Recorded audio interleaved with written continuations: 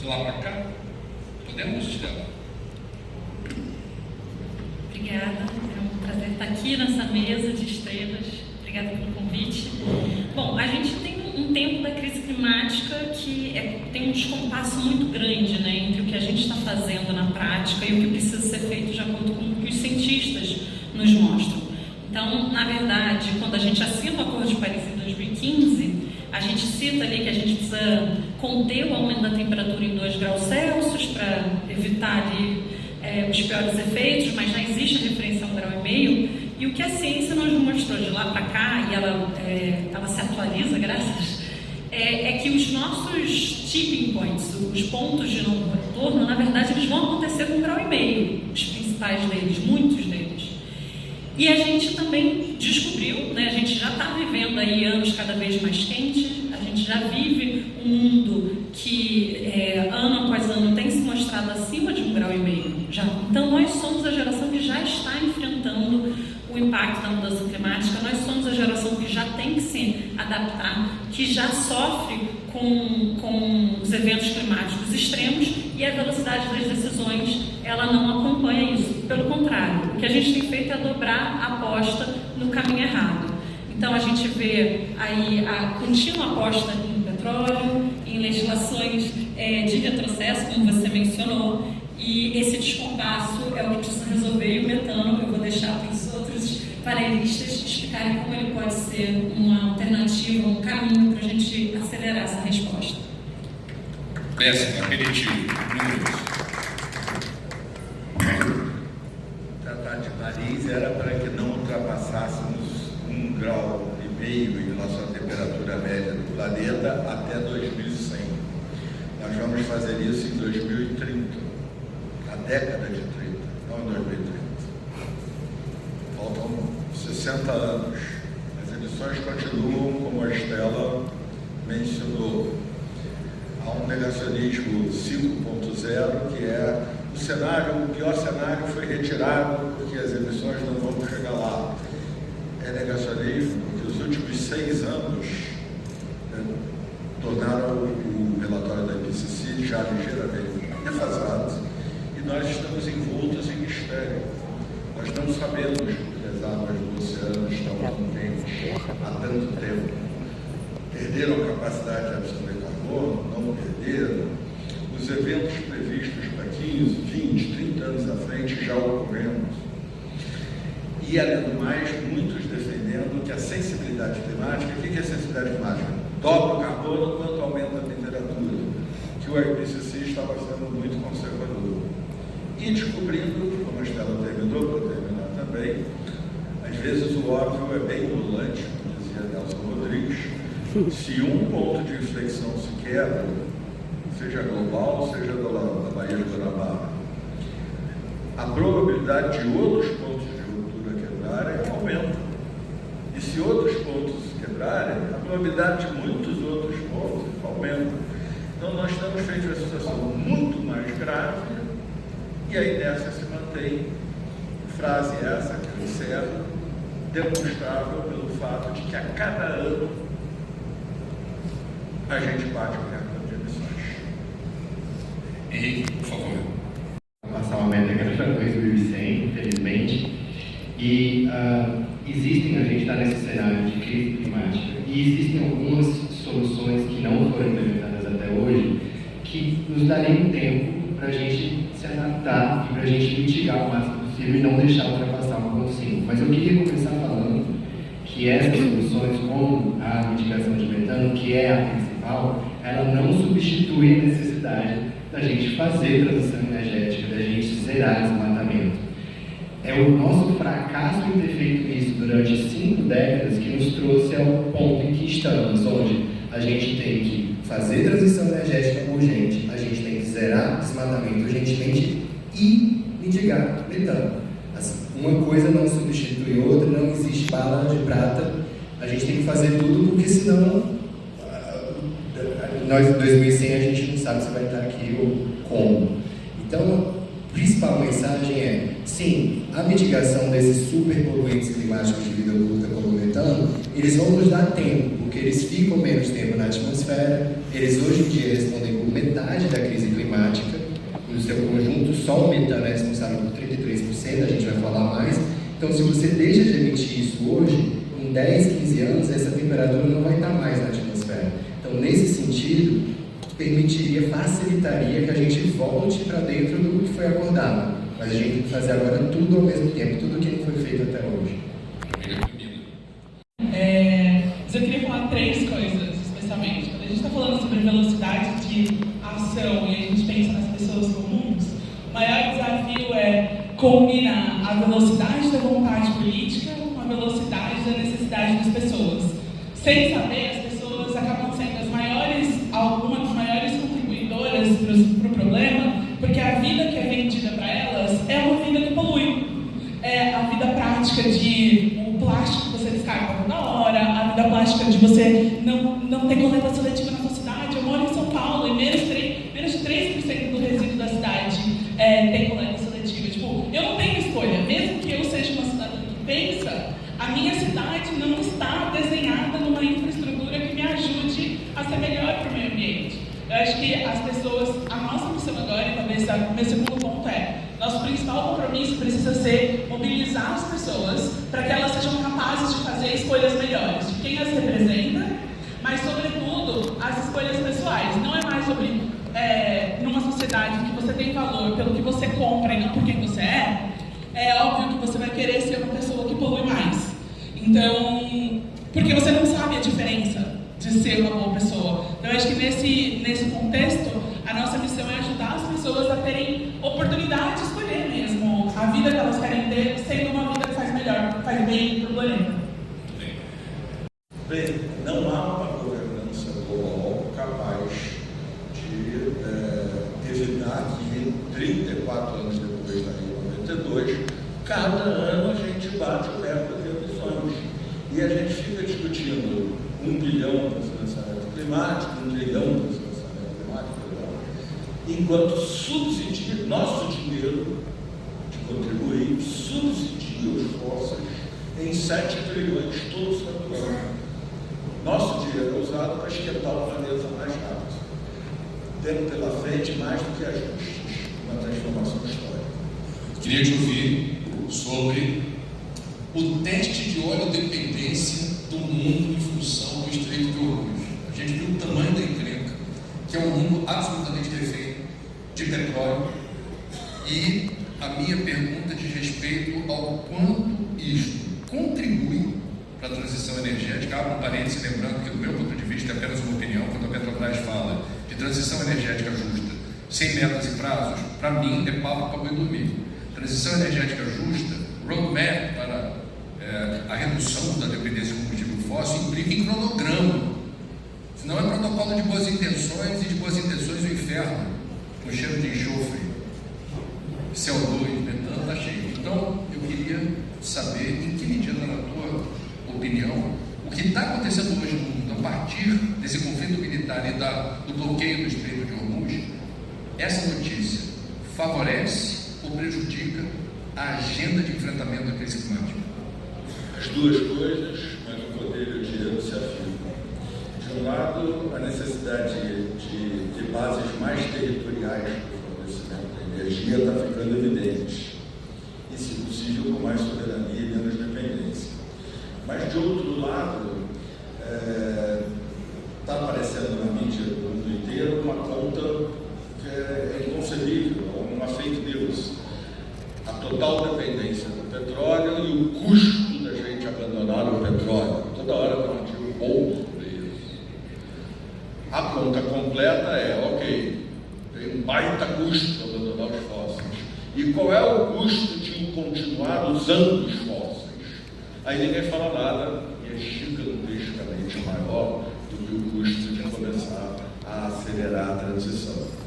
Então, isso é uma luta política que só será modificada quando o mercado passar a receber o sinal correto dos preços e o custo de esquentar o planeta esteja em tudo que for fóssil. E E eu vou aproveitar para acentuar a importância do freio de emergência climática do metano, porque os lobbies são muito menores, quase sempre é o que o economista vai chamar de win-win-win, ganha-ganha-ganha.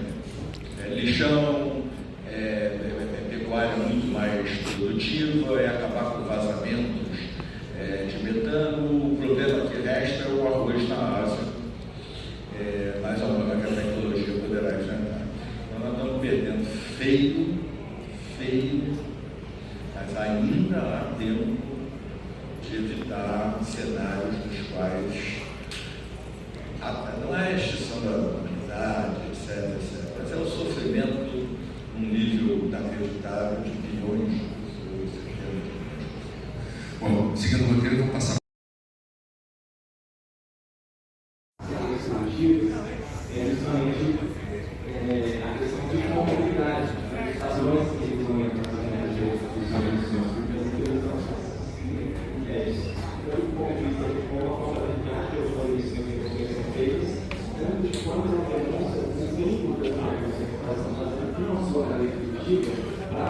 Dá para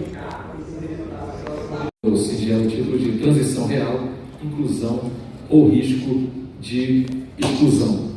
E aí eu queria também fazer uma subversãozinha aqui pela ordem que eu tinha pensado aqui em fazer isso inicialmente, que é começar com o Eduardo, mais uma vez aqui, porque dá para dizer que do jeito que estão postas essas argumentações que a gente ouviu até agora, existe um risco concreto de exclusão, existe um risco de você deixar de fora uma parcela importante, seja ela dos pequenos e médios produtores, seja ela talvez por um distanciamento que não quer mexer do jeito que se faz as coisas, dos grandes produtores ficarem excluídos disso, e qual é o peso disso que tem.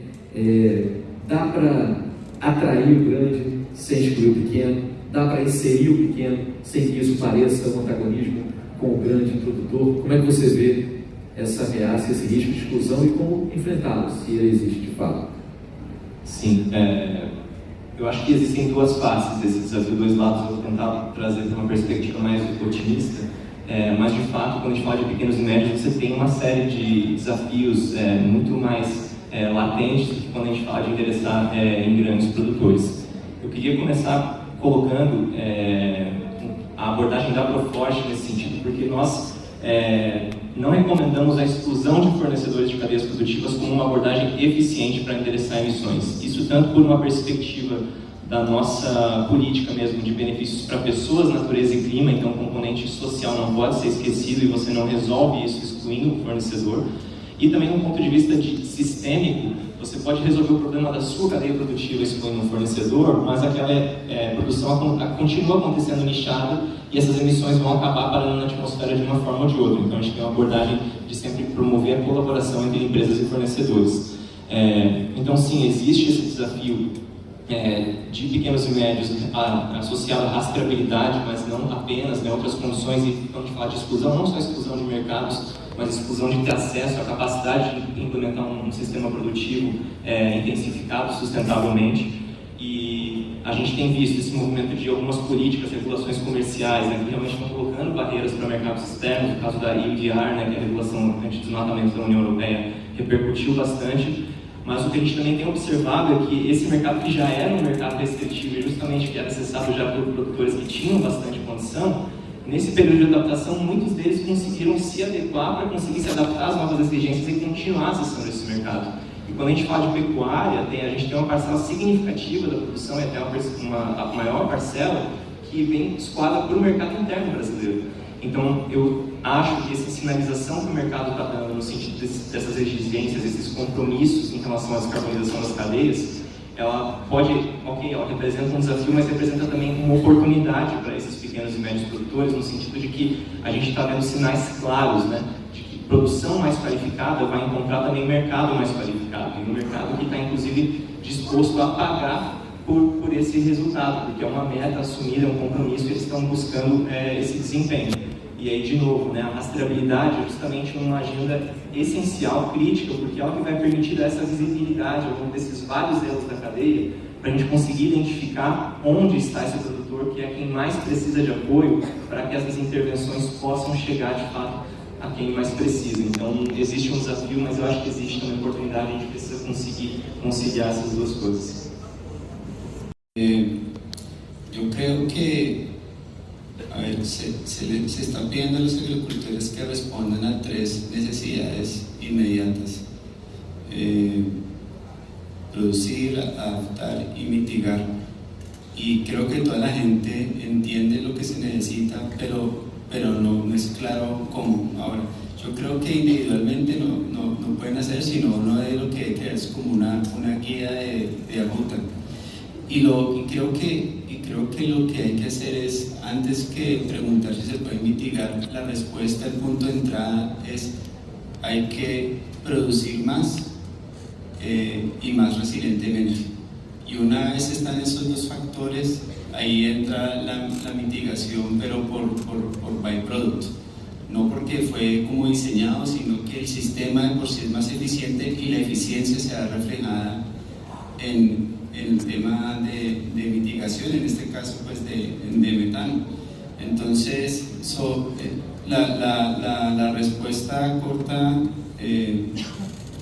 yo creo que la mitigación otra vez no es el punto de entrada, sino resiliencia y productividad, y mitigación es algo que entra dentro de ese paquete. Então, por incrível que pareça, a gente já vai chegando aqui na reta final dessa nossa conversa aqui, com tantas informações. Eu me considero sempre privilegiado por ser um diletante, ainda que interessado e inquieto nesses temas, do tanto que eu aprendo quando estou ouvindo essas informações trazidas por quem está de fato mais próximo ali desses temas.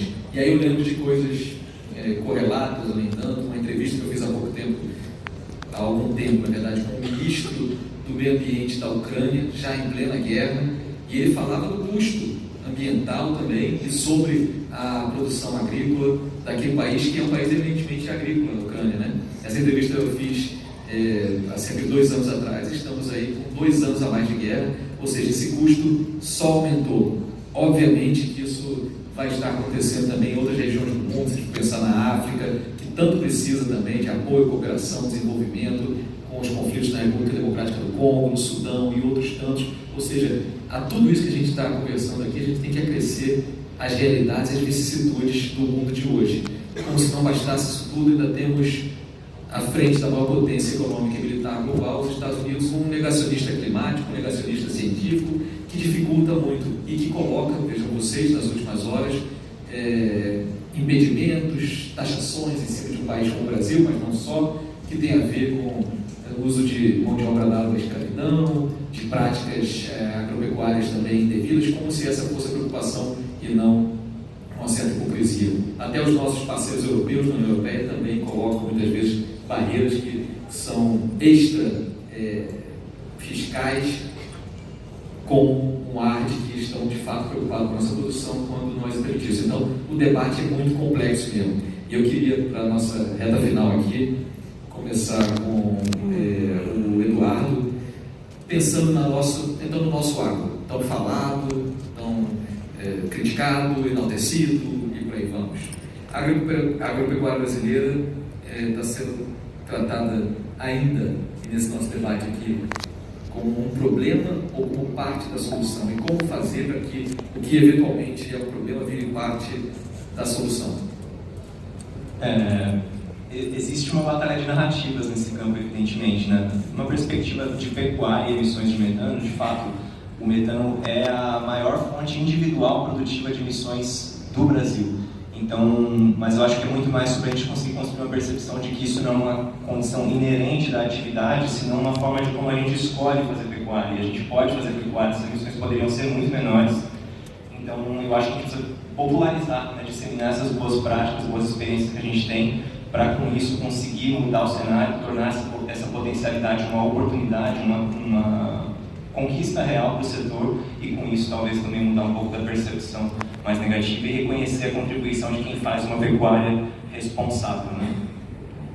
Outros países, o setor produtivo colombiano também está envolvido nisso, o setor produtivo aqui do lado da Argentina também, como é que é possível fazer o que é aparentemente tão antagônico vire algo complementar e que a gente possa enfrentar um problema que é de todos?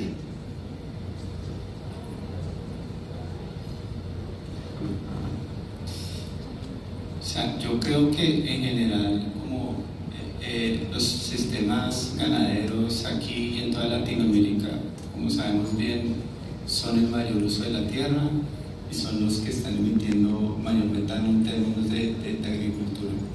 Pero lo que sí es cierto es que, como retomando las conversaciones pasadas, hay como tecnologías disponibles para que los productores las implementen y claramente cuellos de botella que hay que atacar.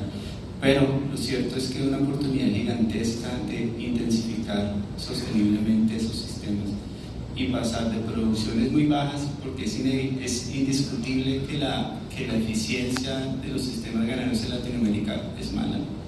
No se justifica el uso de tierra que ellos están usando para producir tan poca comida. Y hay temas políticos de ocupación de tierras, mil cosas que no estamos tiempo de tomar, pero la realidad es que esos sistemas se pueden mejorar y hay intervenciones que se pueden realizar más fácil que otros. Entonces tenemos acceso a crédito. Pero lo cierto es que sí, somos capaces, solamente capaces de intensificar, ya sea haciendo un cambio relativamente fácil, como es implementar sistemas de rotación, se pueden reducir emisiones hasta el 25% y también, sí, se puede haber unas mejoras monumentales. Y otra vez, y si logramos intensificar, va a ser posible también liberar áreas que están destinadas a ganadería para otros usos, ya sea producción de cultivos, maderables, bosques, etc. Entonces hay una oportunidad gigantesca de tener un impacto a escala global en la ganadería y eso es algo que no se debe olvidar. Guilherme, para você fechar, últimas palavras, últimos segundos, realimente a nossa esperança então. Não, perfeito. Gente, eu vou ser bem direto assim. A gente tem que ter um compromisso ético-moral muito importante aqui, de entender que o setor do agro, ele pode ser sim solução, mas ele não deixa de ser problema. É preciso uma honestidade intelectual, a gente se colocar em cada cadeira, onde a gente pode, ao mesmo tempo, elogiar as práticas que são implementadas e já existem, diversas no Brasil, mas também se colocar na posição de criticar. Eu acho que esse é o grande ponto, assim, que há possível um caminho no meio para discutir metano no Brasil. Perfeito, então. Cumprimentar a todos. Eu acho, Trigueiro, que a gente ainda está um pouco longe de onde a gente poderia, né, do ponto de vista das prefeituras, as empresas e todos os atores desse processo, entender a dimensão desses insumos que nós temos, produtivos, para a circularidade, seja com os recicláveis, seja com o composto orgânico. Né, a gente vê os números dos últimos anos, melhorou bastante, né, lá do SNIS de 2022, 30% dos municípios com coleta seletiva, já o Munic do IBGE do ano passado já mostrou que chegou a 60%. Né? Realmente tínhamos 3 mil lixões, a gente lançou junto com a Brampa o ano passado, agora, semana passada, o relatório do final do ano passado, mostrando que fechou em tese 400 lixões no Brasil, né? Chegando agora a 1.600 municípios com lixões. Mas, infelizmente, ainda a gente sabe o desafio, né? Coleta seletiva não é prioridade, ela não tem bons contratos, os catadores não são remunerados, não tem o pagamento por serviço ambiental. Os desafios ainda são enormes e eu acho que, infelizmente, os governos e as empresas ainda não entenderam a importância de ter cada vez mais os reciclados e o composto orgânico como parte dessa nova economia, né, da circularidade. O Bernardo está aqui representando uma empresa amada pelos cariocas, chamada Conlurb. Portanto, quando eu der uma cacetada aqui em Prefeitura do Rio, tem nada a ver com o Bernardo. Eu falei aqui na coxinha, falei, Bernardo, tem nada a ver com você. Você faz um trabalho legal. A Conlurb também, mas eu vou criticar o nome da Conlurb, me permitam. Companhia Municipal de Limpeza Urbana é coisa do século passado. Limpeza urbana. A gente tem que ter uma companhia municipal de aproveitamento inteligente do GC. Eu acho que é outra, hashtag outra coisa. Começa pelo nome. Então vamos lá. Bernardo, sua opinião. Vamos tirar do Rio de Janeiro, para não te comprometer. Vamos falar de Brasil. A tua percepção, pegando a tua experiência na Conlurb, faz um trabalho realmente importante na área da limpeza pública. No que diz respeito a Importância dos resíduos. Bom dia a todos, a todas. Eu queria agradecer o convite, a Gota do Oceano, né, essa oportunidade de estar com o Alberto, André, Claudete. Então, a Conlurb, ela está nesse movimento, André, de histórico, né, e pela primeira vez, né, em escala global, de colapso, né, desse sistema de produção, consumo e descarte, que é um sistema linear que tem o seu o aterro sanitário como sua rota final. E esse sistema tem mostrado sua incompatibilidade, incapacidade, né, de se sustentar com os limites climáticos, né, socioambientais do nosso próprio planeta. Então nós, né, como sociedade, fazemos parte desse movimento de transformação, né, que tem a oportunidade de romper com esse paradigma, né, de linear de produção e transformar, né, esses passivos, os impactos ambientais em ativos para a sociedade. Então, a Conlurb, né, vem tentando acompanhar esse movimento de transformação, né, e nos próximos blocos eu vou falar um pouco sobre como que a gente tem tentado, né, transformar um pouco esse sistema insustentável, né, que tem rompido os limites do nosso planeta.